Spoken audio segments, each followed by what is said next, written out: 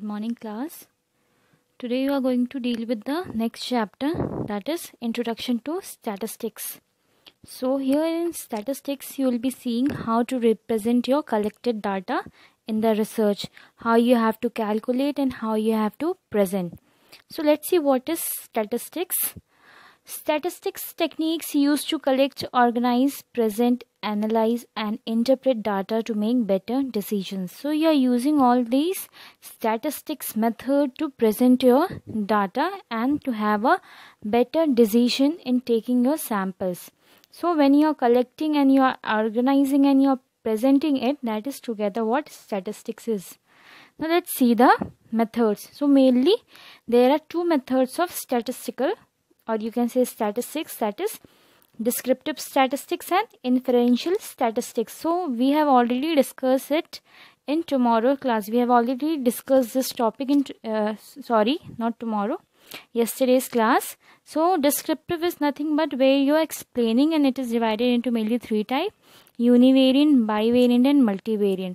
Then in inferential statistics you are trying to explain your hypothesis. So this is what two methods are involved. Then let's see, this is what. So let's take an overview. Statistics, a powerful tool for analyzing data, where descriptive statistics provide an overview of the attributes of a data set. These include measurements of central tendency, that is frequency histograms, mean, median and mode, and dispersion, range of variance and standard deviation. Then inferential statistics provide measures of how well your data support your hypothesis and if your data are generalizable beyond what was tested. So this what you have seen here: central tendency, histogram, mean, median, mode. This is how you are going to express your collected data in form of statistics in descriptive form. Then in inferential form you are going to support your hypothesis with this collected data, and that you are using your significance test. Now let's moving to the next, that is descriptive statistics, why it is used. So it mainly involves collecting data, presenting data, characterizing data, and purpose is describing data. So your descriptive statistics is mainly based on describing. So in that you have to collect your data, you have to present in form of tables, that is tabulation, then you have to characterize, you have to explain, then purpose is to describe. Then in moving to the inferential statistics, why it is involved. So it is mainly involved for estimation and hypothesis testing. Then purpose is make decisions about population characteristics. So it is mainly involved for estimation, what values you have taken, that is correct or not, that is estimation. Then hypothesis testing is that you have sent certain assumptions, you have made certain assumptions as hypothesis. So whether these hypotheses are correct or not, for that case this inferential statistics are used. Then we have certain measurement scales that are used for measuring these statistics. So these are nominal scale, ordinal scale, interval scale and ratio scale. So we will see the first one. What is nominal scale? Simple classification of objects or items into discrete groups. Example, naming of streets, naming of persons and car. So in nominal scale you are dividing, or you can say you are grouping the same elements in different categories. Like it's naming of streets, you will keep it in one category, the naming of persons you will keep in one category, and so on. So this is what nominal scale is. You are separating and classifying the objects, or making group for the similar objects. Then we are moving to the ordinal scale. Scale involving ranking of objects, person, traits or abilities without regard to equality of difference. Example, line of the students of a class according to height or merits. So in ordinal scale we are always preferring to the good ones. Like you can say it mainly goes from ascending to descending or descending to ascending. You can take for example, whenever there is whenever we make lines of students in the assembly, we always make sure the students are standing in ascending to descending order, that is from smaller to bigger. Then if we are making merits, that is you are showing ranking of the class students, we are making the descending to ascending, that is the highest one is the first and the lowest one is the last. This is what ordinal scale is. They are marking the groups according to the rank. Then we are moving to the interval scale. Interval scales are also called equal unit scales. Scale having equal difference between successive categories: intelligence score, personality score. So interval scale is showing the similarity, or you can say the commonest thing you have noticed in your data collection. That can be intervals or intelligence or personality score. For example, you can take whenever you are taking a centimeter scale, after each numbering there are 10 difference, and you can say there are 10 lines that are making difference and that are equal after each number. Same interval scale is also showing. In each person they are showing some intelligence score and personality scores that are the interval of each person. Then moving to next, that is ratio scale. Scale having an absolute 0, magnitude and equal intervals. Example, height, weight, number of students in various class. So this is what ratio scale is. It is showing from the 0 to the highest number, from starting to the end. It is going to measure the each student, or you can say your each sample, and presenting in form of the ratio scale. Now we will see what are the tests done in the statistics. So we are moving to the next, that is statistical test. So here the statistical test is, these are intended to decide whether a hypothesis about distribution of one or more population should be rejected or accepted. So these tests are based on your study. According to this statistical test, it is made that whatever you are selecting or sample, whether it is good for your test or not. So on this basis you are going to select your sample. So here it is showing that your statistical test is mainly divided into two, that is parametric test and non-parametric test. So let's see.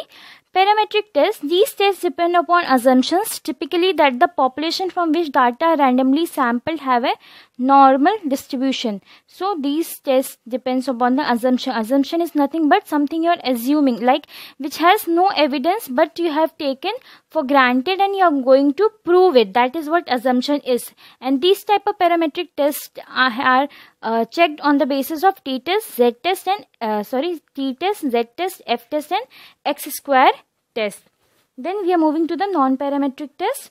These non-parametric tests are mainly they do not involve the population parameters, but they are checking the probability or distribution of independence, and that for checking these data, ratio or interval, ordinal or nominal scales are used.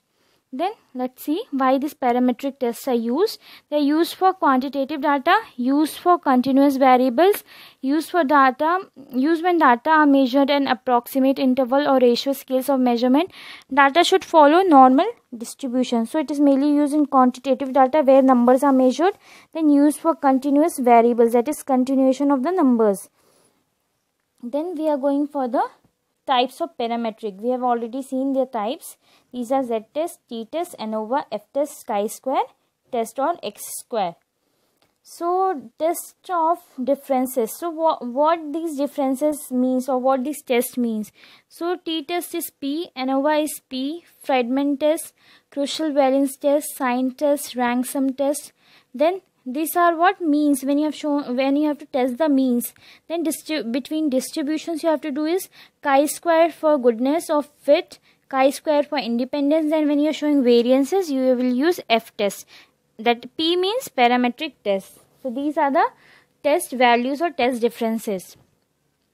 Then what is Z-test?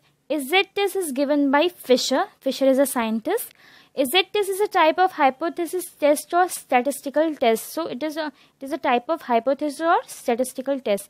It is used for testing the mean of population versus a standard, or comparing the means of two population with large sample. So when you are using the Z-test, when you are having large group of population or you are having large sample and you have to show comparison. So in that case you are using this Z-test.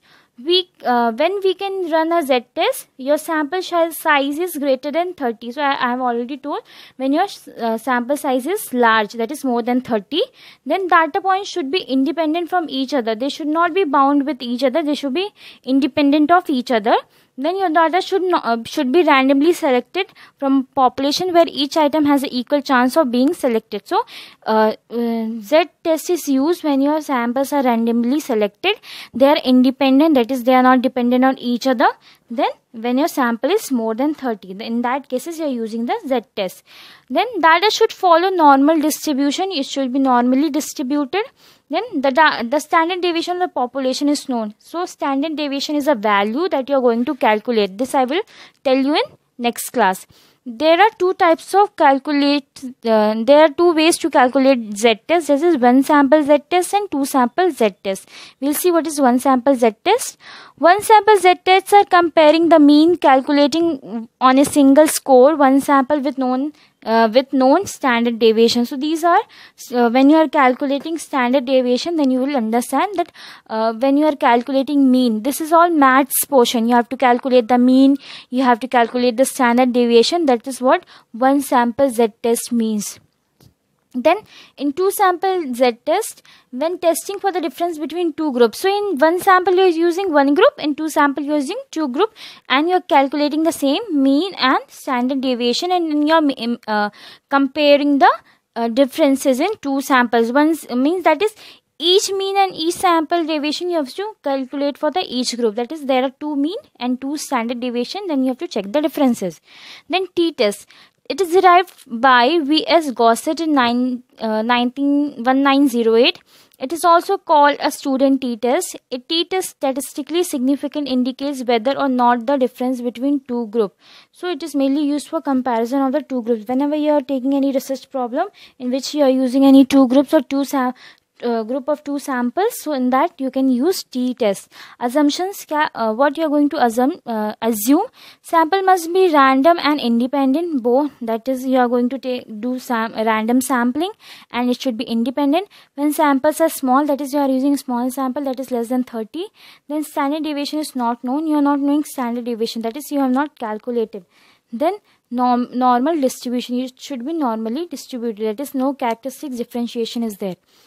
There are two ways to calculate t-test, such as unpaired t-test and paired t-test. So in a t-test there are two methods, that is unpaired t-test and paired t-test. So what is unpaired t-test? If there is no link between the data, then use the unpaired t-test when two separate set of independent samples are obtained from each of the two population being compared. So whenever you have taken sample and there is no similarity, or there is no you can say there is no independent sample, so in that case you can use the unpaired t-test. Then we will see what is paired t-test. Paired t-test consists of a sample of matched pair of similar units of or one group of unit that has been tested twice. So in paired t-test, that has similar values and can be tested twice. In that case you are using paired t-test. Then we will see what is ANOVA. The word ANOVA means analysis of variance. It is developed by Fisher. So it is also developed by the Fisher in 1920. ANOVA is a collection of statistical model used to analyze the differences between groups, compare multi-groups at one time. It is advanced technique for the experimental treatment or of testing differences all of the mean, which is not possible in case of t-test. So it can analyze the multiple groups at a time, and mainly it helps to show the differences between the groups. Whenever you are dealing with the multiple groups, you can use this ANOVA method of testing. What are the assumptions? All population have same standard deviation. So there should be common things like how many groups you have taken, they should have same standard deviation. Individuals in population are selected randomly. You should have used the random selection method. Then independent sample should be independent. The population must be normal distribution. It should be distributed normally. So these are also divided into two, that is one-way ANOVA and two-way ANOVA. What is one-way ANOVA? One-way ANOVA compare three or more unmatched groups when data categorized in one way. So one-way are using two or more groups to compare. Now let's see what is two-way. Two-way ANOVA techniques is used when the data are classified on the basis of two factors, and two-way ANOVA analyze the two independent variable and one independent variable. So in your two-way ANOVA, there are two ways in which the two factors are independent and one factor is independent variable, in which they have to show the differences, in which they have show the comparison. That is two-way ANOVA. Then F-test. It is derived by Fisher in 1924. The F-test is designed to test if two population variances are equal. So whenever there you have taken two population and you have shown the variable, so when you have to show the equality in between those variables, you will be using the F test. There are two independent degree of freedom, one for numerator, one for the denominator. So there are two degree of freedom. These are the terms used in the research, which you will be seeing in the later on classes.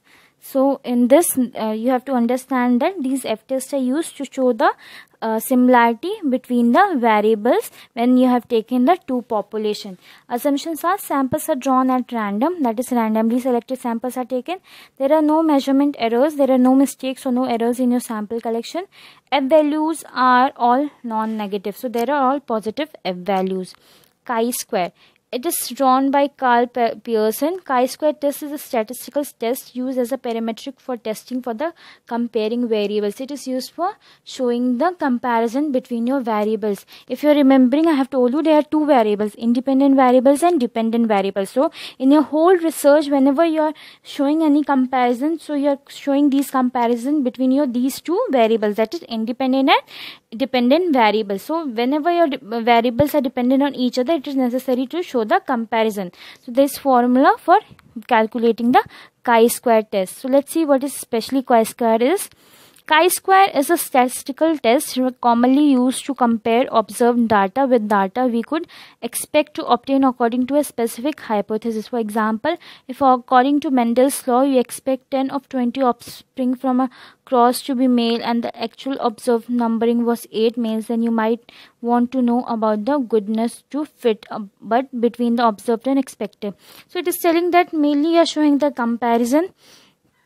Then it has given a Mendel's law in which he is taking 10 to 20 offspring. So I have already told you it is used to show the comparison between the two variables, like one is dependent on the another and you have to show the differences, that how they are getting dependent on each other. So that's all for the today's class. Thank you.